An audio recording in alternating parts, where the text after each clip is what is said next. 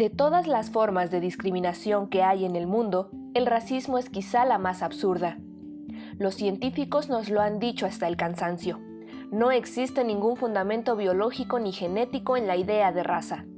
Agrupar a la gente según su tono de piel, sus rasgos faciales o capilares carece de sentido. Y sin embargo, ¿cuántos crímenes se han cometido basados en prejuicios raciales? El racismo facilita la división y la opresión del otro, como ocurrió con los judíos, pero también con los tutsis, los gitanos y los chichimecas. En México, bajo el cobijo del mito de una nación mestiza, se ha sometido silenciosamente a la mayoría de los pueblos originarios. Con el pretexto de igualarnos a todos, se exterminan sus lenguas y sus culturas y se les inculca un sentimiento de vergüenza por su identidad. Nos guste o no, hoy vivimos en un sistema generado desde el colonialismo que se ha perpetuado hasta la fecha por conveniencia de algunos. Un sistema que supera a los individuos y en el que de una u otra manera participamos todos. Los blancos gozamos de un privilegio ancestral imposible de ignorar. Tenemos más oportunidades de educación y un acceso más inmediato a la salud, a los puestos directivos y al poder. El racista es por definición la persona que está en el privilegio y desde ahí discrimina a los que se encuentran en situaciones de desventaja. Amparados en la corrección política, los beneficiados evitan abordarlo y, como siempre, los que sufren discriminación son quienes a costa de todo tipo de humillaciones, incluso arriesgando su propia vida, han conseguido ponerlo sobre la mesa. En la Revista de la Universidad de México, creemos que para generar un cambio social son necesarios el análisis y la autocrítica. Solo una vez que reconozcamos nuestros prejuicios y las distintas maneras en que ejercemos la discriminación y el racismo, podremos modificar nuestro comportamiento. Estamos aquí de nuevo en el programa de la Revista de la Universidad y hoy nos conectamos a Filadelfia con una joven mujer uigur del noroeste de China que ahora vive en Filadelfia con su hermana. Nos va a contar qué sucede con los uigures en China y cómo se vive el racismo y la persecución dentro de este país. Ella se llama Zumret Isaa. Very welcome. Thank you. Tell us, Zumret, who are the Uyghur people? Where do they live? What are their beliefs? What are their specificities? Uyghur people are a group of people that is mixed race, including Asian, European, and some of the Middle Eastern, and group of people that currently lives in majority of them lives in China, at the northwest part of China, and most of them believe in Muslim. They're Muslims, but it's just most of them. And sorry, I forgot the question. There was so many of them. Sorry. No, it's okay. It's so far away from us. I just wanted to know who the Uyghur people are and why are they different to Chinese? Or is this an ethnic that is considered different? Yes, we are considered different with the majority ethnic than China, which is Han Chinese people. They're majority, we're minorities. China has 55 minority ethnics and one majority. They're like 90-something%. All of the 55 rest of them combined together and less than 10. And Uyghur people have 10 million population that is all over the country and currently have 1 million to 2 million people holding concentration camps that built by Chinese government in Beijing government. And the reason they persecute us is saying we are separatism, and we want to Uyghur people have like extremism yeah, those are the reasons they claim, and they claim before 2018 they were denying the existence of concentration camps. Now they're saying it's re-education camps. So Uyghur people believing Islam, and I mean majority of them. So sorry, I'm gonna say this sentence again. The majority of Uyghur people believe in Islamic. That is also the main reason of China persecuting us, Uyghur people. China does not only persecute Uyghur people as an ethnic, also Tibetans and other ethnics. They do not only sorry, I forgot the word. Execute? Oppress? English is my third language. Oppress. China do not only oppress this one religion, Islam either, and they also oppress other smaller religions, or also Christians, and they also don't like gay people. They just don't like whoever is like small group of people that does not look like them. So you say they don't look like them. Do you think this is also racial?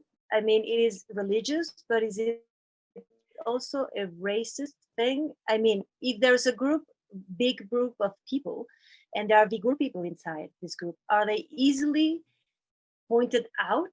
Do they differ from others physically too? I would say like majority of Uyghur people has their own like figure. They won't be look like 100% Han Chinese people, because we're mixed race, but we lived in this land of cultures just exchange, and wars happen, so our people are just all really mixed race. Mongolian bloods, Han Chinese bloods, Uyghur people original bloods, and from Middle Eastern, Persian. Where is Parish right now? Parish? Poland? No, not Poland. It's Parish. Iran? Yeah, Iran too. Yeah, I did my gene test, and I had like 3% Uyghur, but like 14% Iran. Yeah, that's the so a lot of us, I look Chinese to you maybe, but Chinese people, if they have seen a lot of people, they can tell I look different than them. Okay. And does that affect your life? Does that affect Uyghur people life? I mean, does a Uyghur person or citizen can have a normal life in China, or is it difficult? It's being Uyghur in China is definitely less than a person experience. They will constantly come to your house. Right now, they're even putting cameras in people's house just because you're Uyghur. So even if you're not in one of those concentration camps, but your house have camera, and they will send Han Chinese officials to live in your house. Before my parents were taken, they were even sent to people's house just to kind of spy on them. But it is a thing that you always have to do, because that is just the way China do things. They don't think spying on people is a bad thing. They don't think snitching people is a bad thing. So they'll just ask you, go to someone's house, tell me if they're doing their dua, or they're reading Quran at home, or they're being religious, or they're maybe if it's Ramadan, if they're fasting. They will tell people to do that. And it's a whole thing. During Ramadan, they just randomly come to your house, ask you to dine out with them. Yeah, those are all the reasons that if you accidentally violated them or just gave the answer they don't like, did something they don't like, you're just going to concentration camp. And about school and job opportunities? China used to straight up write only Han Chinese, like at the requirement. They used to straight up write that, but for some reason they realized that is just too racist to write it, and they will require that, and then they will just not hire you straight up. Or even you have a good boss, they are willing to hire you, and then the police officers will just constantly come to your company and do some researching and do some questioning your boss, your colleagues. It is really annoying to live under that. Imagine every week one officer just show up in your office and ask everyone what kind of person you are. Do you have the possibility to do some harm to society? Those are the questions they ask your boss and colleagues just because you're Uyghur. I understand. And do Uyghur people go to exile much? I mean, is it a way of getting out of this situation? Or is it very difficult to get out? Or maybe people don't even want to get out? It is very impossible right now, nearly impossible for any Uyghur people to leave China, because first they made it's different stages. At first they made Uyghur people really hard to get them passport, and then they made all Xinjiang people, not only Uyghur, every ethnic, to hand in their passports. So your passport will hold by the government.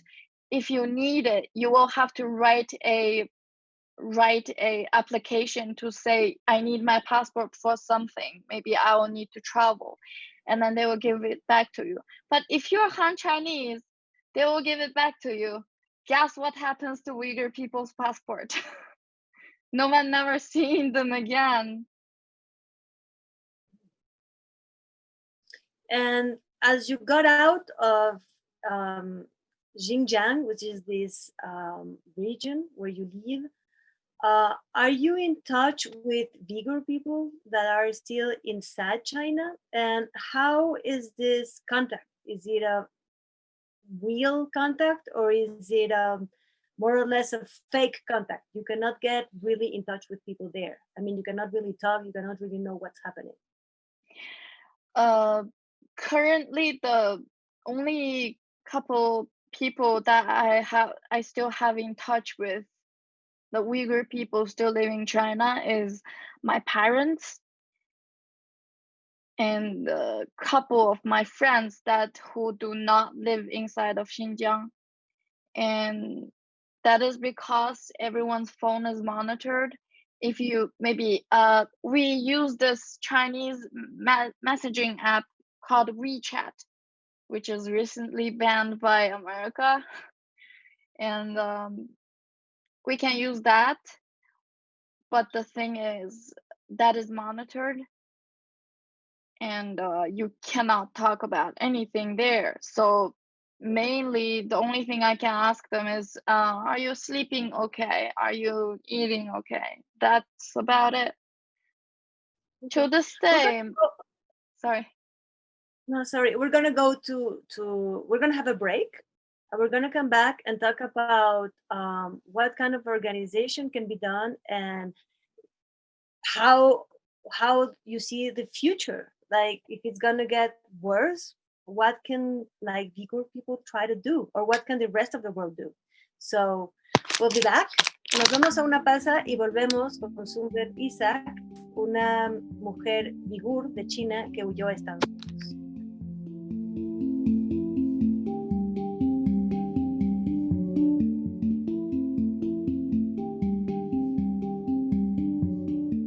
Estamos de regreso con Zumret Isaa, mujer china, uigur, que ahora vive en Filadelfia. Zumret, we were talking about how difficult it is to live as a uigur in China. You were talking about concentration camps. You were talking about surveillance. You were talking about very restrictive life. And you were saying that it's been going, like, getting worse. So what are the uigur people gonna do? I mean, when you talk about concentration camps, like, we in Europe and in America, we think about the Nazis. Like, that can go very, very, very far. That can be an extermination camp. Like, things can go very quickly, more wrong and more wrong. So is there a uigur resistance in the exile, maybe in exile? Is there an organization? How can you resist what is being made so that this doesn't end in a big, huge tragedy and genocide? Currently, I know some organizations in Europe, in America. I don't have a lot of contact with them personally because majority of them have the idea of building, this is my personal political opinion, building Uyghur people's own country, which is called East Turkestan. And I am not quite sure about that idea. So that's the reason why I kept myself away from them. I don't know their progress, but I think this is not only Uyghur people's business. If you just let things like that happen, especially it's not only Uyghur people that China is oppressing. If you just let the bully do whatever they want, at some point it's gonna come to you and you will have no one to save you. Tell me something. Have you suffered discrimination or a racist attitude now in America? Now in America, mostly I'm getting attitudes because of being Asian. Less people can really specifically tell oh, you're Uyghur. That is impossible. I don't look that way. Even some Uyghur people they will say they look really Uyghur, and those people will say I look really Han Chinese. Yeah, I think America is kind of racist. It's just like everywhere else as but I think I don't really think about those people because I just focus on people who is treating me nice. Because these people, those racist people, they're just bitter. It's not like they can put me in concentration camp or anything, right? So I don't have to worry about them. American racist people, they don't do anything to me. I just get to ignore them. Yeah. What is the information you have from the concentration camps in China? Is there information or not? There are there are pre-detainees. How do you say that? So people who got locked in and got really lucky, got out of there and got out of China, and there are a couple of those people. So they did some interviews, and they described what it's like inside of concentration camp, as well as this Uyghur model in China. He recently, not so recently, a couple months ago, I think, got taken to one of those concentration camps. He managed to sneak in his phone and recorded inside of the camp to show what it's like. So that is, as far as I know, is the most fresh first-hand information from inside of concentration camps. Now, you say in your story, I will give the references at the end of the program, but there is an article about your story and your sister's story in the New York Times, and you say your parents were in a concentration camp, but this is something you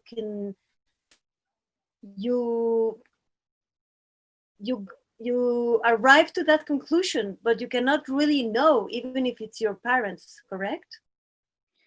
No, I know they're in concentration camps because I have proof. I have the recording of this officer from my hometown calling me, asking about if I know the reason why my parents were taken to concentration camps, because China built a whole new concentration camp system to lock Uyghur people. They're separate than the current police system.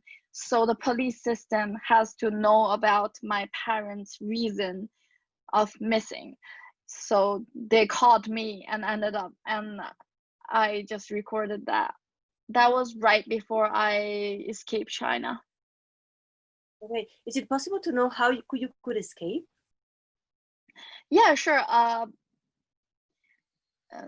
was already feeling in China everything is already going really down. So I was preparing to move out of China, and I was applying for this IELTS test, so I can apply for schools and then maybe studying Europe, some college.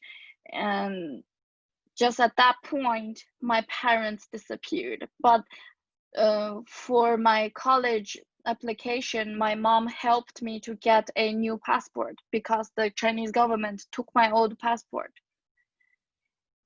You have to have government official people, have you know them and you have connections, and then you can have your passport. My mom managed to get my passport 2 months before her disappearance, and then once they disappeared, I just start to apply for all the visa I can. I applied for American tourist visa. I prepared for Europe tourist visa, but American visa, luckily I passed. So I came to America, act like I'm coming as a tourist, and then I just stayed here. You have the asylum? Yes. Okay. Congratulations. Tell Thank me you. About the concentration camps. They say, Chinese people say it's re-education. What kind of re-education? Is it a way to leave all your beliefs, all your past behind? What kind, or is it just to be tortured? I mean, what kind of concentration camp is this? Do you know? As far as I know, and I can confirm, is this concentration camp force people to work. They work for factories like Nike, Adidas, like cottons. Their fabrics are made from Chinese concentration camps, as well as Skechers. Recently, I saw a video of Skechers this fall, 2024 new collection video. A Uyghur person was making it. Yeah, and so they don't really care. These people, they just want cheap labor. Guess what is cheapest? Slaves. So they have to work there without pay, and then they have to say they believe in Chinese Communist Party instead of Islamic. So they have to quit their belief forced, and then they're getting harvest blood, organs, and hair. These are all proved real. Yeah, America imported them and the organ and blood used as halal blood provided to Middle Eastern rich Islamic countries. This is very disturbing because this slave work you're talking about has the complicity then of people that make clothes in Western countries, and also us that buy them. I mean, we can see where it has been done. We can see it's been made in China, but we are not really aware it's made in labor camps or concentration camps. So this is, I think this is something that should be known much wider, much in a wider audience. Yes, that is the word I am really happy to spread all around the world, because if you're holding some piece that says made in China, a really big chance, I'm pretty sure it's not fair work. That's why it's cheap. That's the reason it's cheap, because the worker is not getting paid enough, because everything is so disposable, because they're made in China. They're so cheap. If I just buy another one, guess what? They're made by slaves. Yeah, and they're made by ethnic discriminated groups, and they're made then in concentration camps. I want to thank you very much for this conversation, Zumret. It really wakes in us, at least in me, and I'm sure in the Mexican audience, a big shock and really, really big nightmares, history nightmares about concentration camps and extermination camps. We really have to know more about this. So thank you so much. Thank you for giving me this chance to speak up. Yeah, this is what I always want to do: raise awareness.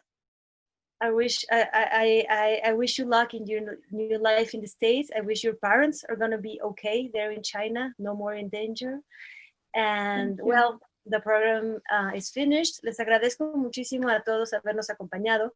La historia personal de Zumret y su hermana están recogidos en un artículo del New York Times y también en un pequeño documental que se puede ver en YouTube. Daré las referencias a esto en el repositorio de YouTube de este programa para que puedan consultarlo si les interesa saber un poquito más de la historia de los uigures.